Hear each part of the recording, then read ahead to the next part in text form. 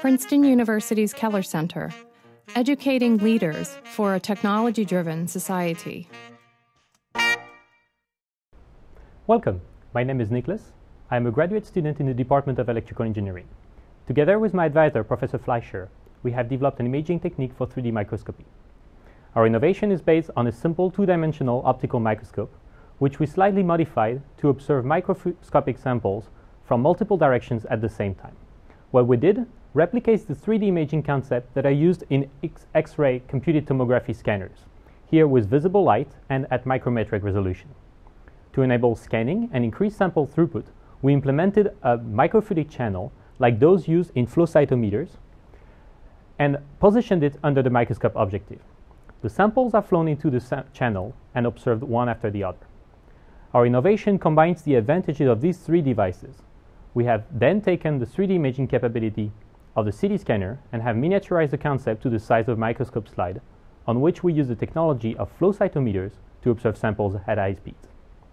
Here we show how our device works.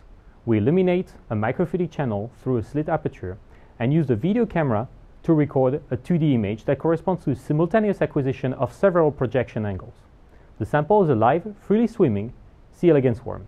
It flows into the channel at constant speeds as the video is being recorded. The technique is non-invasive and marker-free. We have two-dimensional images and one dimension of flow control. Combined together, this means we have the ability to acquire three-dimensional data. To get 3D images, our algorithm first extracts a series of optical projections from the recorded data.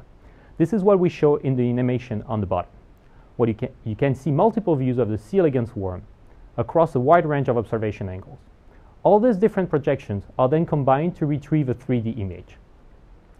In the case of clear object, which is very common in biology, we have the ability to reconstruct complete 3D images with in-depth information.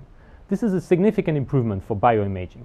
With a 3D image, we can virtually slice the sample and observe any layer or select any convenient perspective we want.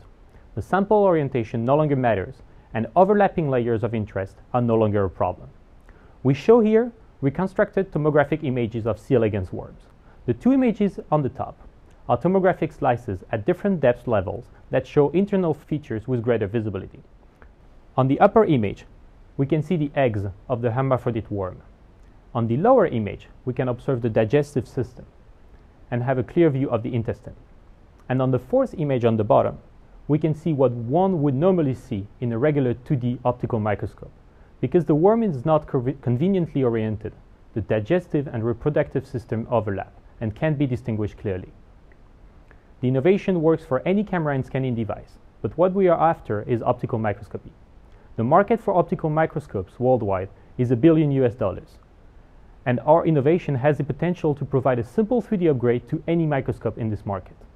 Among microscope users, medical imaging, laboratories, and academic researchers have especially interest in the technology. A very important application for our innovation is 3D imaging of C. elegans. The market for C. elegans is growing and currently is center of interest in more than 300 academic labs. These worms represent the future of animal testing for drugs and gene therapy research. We currently have a working experimental device on which we work on fluorescent samples with our partners in Princeton and at Rutgers University. We are in talks with our industrial partners who have expressed interest in the innovation. Our code can be used directly on a flow cytometer with a fast camera for water treatment applications. For other applications, our industrial partners have expressed user-specific needs, and in order to bridge the gap, we need to make a prototype to take into the field. Thank you for your attention.